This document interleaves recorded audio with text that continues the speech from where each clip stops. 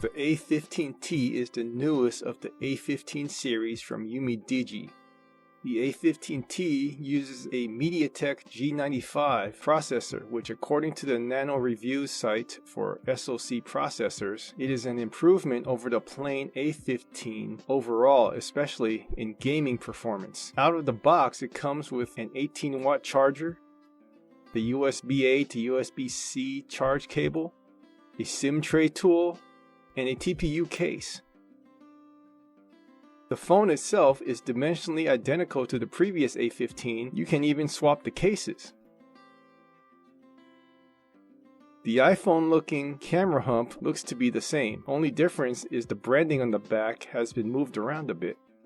You have a headphone jack, side mounted fingerprint scanner integrated into the power button, the volume controls. On the bottom, a single speaker, the USB-C charge port. On this side, you have the programmable key and the SIM tray. The SIM tray can take 2 SIMs or 1 SIM and a micro SD card. It came with a pre-installed screen protector, but it was such a fingerprint magnet I took it off. The A15T comes with 8 GB of RAM and 128 GB of storage.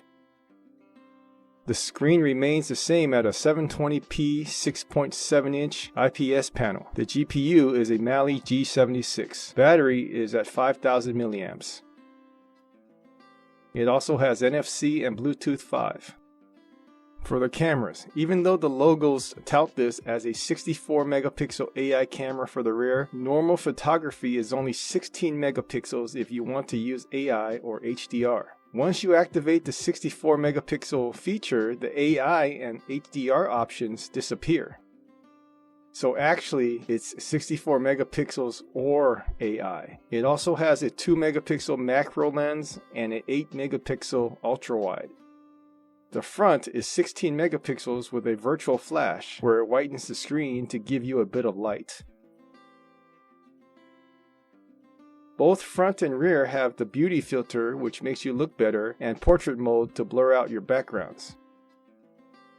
There is also night mode, pro mode, and slow motion mode for the rear camera.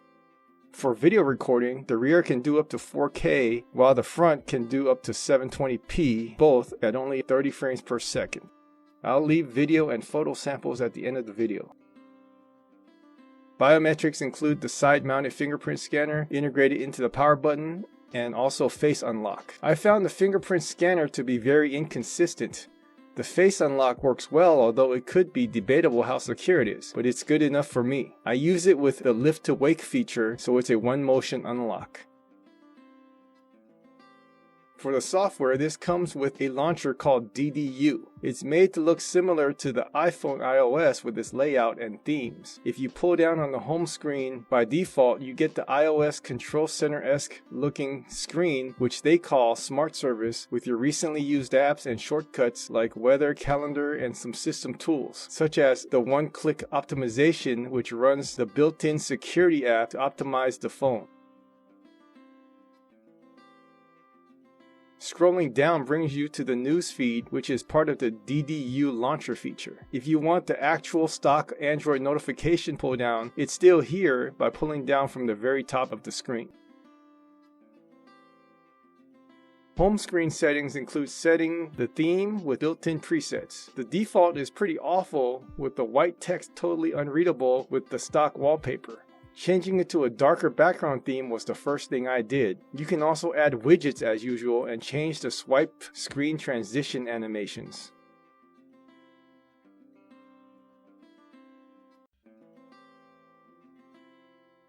The desktop setting lets you choose if you want the swipe left to show the Google -1 screen, also known as your Google feed page, or the DDU Launcher Smart Assistant, which was the home screen swipe down shortcut mentioned earlier. Activating the Smart Assistant on the left disables the swipe down. Now it by default goes into the global search, which shows common apps, another ad, along with a search box that searches the phone and Google at the same time. For the gesture settings, you can assign settings to the swipe down or up or the home screen double tap. There's also an app repository setting that lets you have your app drawer or just have all the apps shown on the home screen. The repository groups apps together by categories that you cannot change. The layout of the home screens also cannot be changed. It's locked by a 4x6 grid with the Android search bar taking up a whole line on the top. The wallpaper can be changed using the built-in theme app, but to use your own wallpaper, you need to use the wallpaper function in the Android settings. For the built-in software, it comes with its own collection of tools and a UMIDIGI app store. There is a security app to manage apps, permissions, and battery usage, a weather app, and its own browser called the DDU browser. The weather units in the weather app and the browser default to Celsius for the temperature. I found how to change it in the weather app, but not in the browser app. The built-in app store is simply called Market. You can download and install popular apps, although it doesn't check for compatibility, such as the Google Camera app appearing in the Market app and allowing me to install it.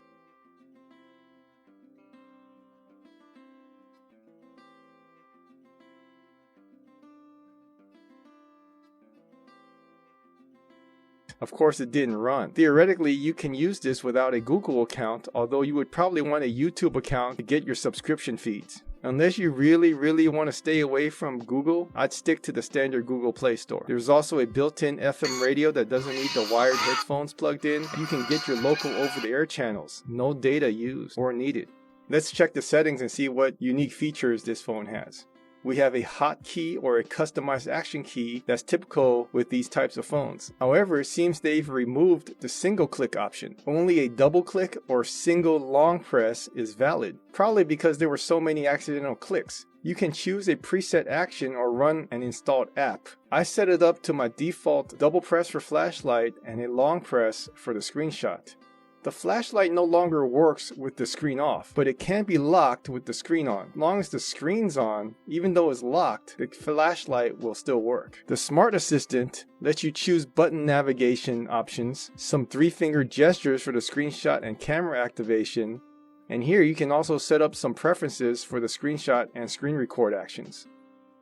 There's a DuraSpeed app that lets you set up which apps you can run in the background. Turn on the feature, then turn on the apps that are allowed to run in the background. I personally don't find this necessary as I let the Android system handle this. But if you have a rogue app, you may want to use this. The memory expansion, one of those features I really dislike because there are many brands now posting misleading specs about their RAM on their phones. Using internal storage for RAM is like a Windows swap file. I don't consider it real RAM. How many people would find it acceptable for PC manufacturers to advertise RAM sizes that includes the swap file that Windows creates? Anyways, 8 gigs of real RAM that's included is already a decent amount. Keep in mind that the current Pixel 8 comes with 8 gigs of RAM.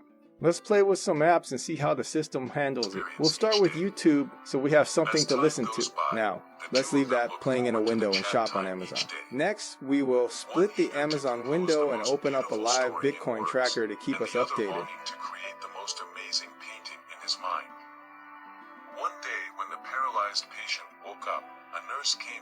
Here we have 3 things going on at once, and if we get a message, we can actually reply within the pull-down window without skipping a beat. This is pretty amazing what kind of multitasking we can pull off with such a budget sub-$200 device. Since this has a gaming processor, let's check out how Roblox plays.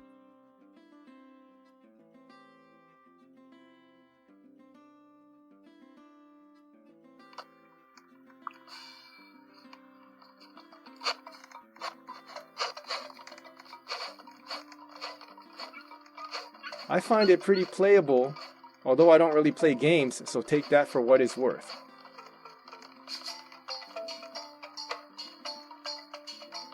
Now let's test the phone calls and the speakerphone. Call the Walgreens in Las Vegas. I found a few options. Which would you like? Hi, thanks for calling your 24-hour Walgreens at the corner of 4th Street and Fremont Street in Las Vegas. A continuar en español, oprima 9. How can I help you today? Store hours.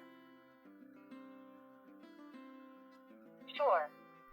We're open 24 hours a day. I could hear the phone call coming through on the earpiece pretty good, but I found the speakerphone volume to be a bit low. Now let's record a voicemail to myself and test out the microphone compared to how my old-fashioned landline sounds as the baseline. Here's the landline.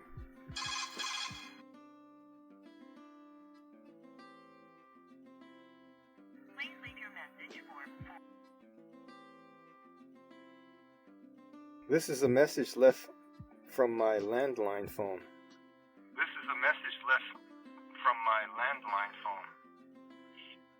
Now here's the A15T. Please leave your message for...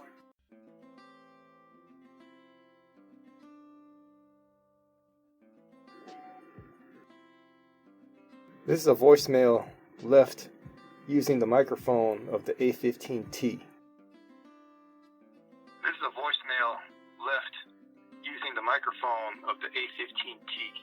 That actually sounds fine to me and might actually be better than my landline. The 5,000 milliamp hour battery lasted me 2 full days of normal usage, which I would say messaging throughout the day and browsing about an hour or so total. On heavy use days, such as using Android Auto for a few hours of travel, I would go down to below 30% by the end of the day.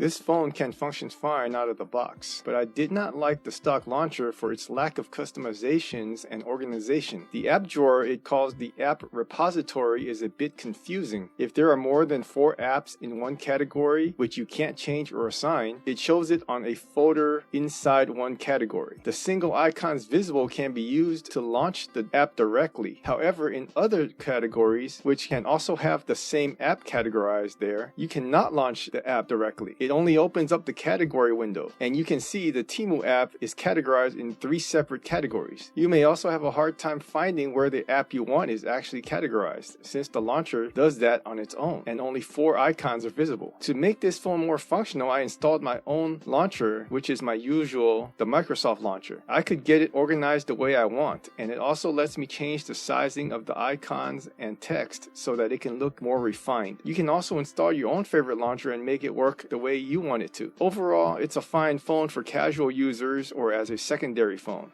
Here are some video and photo samples to end this video with.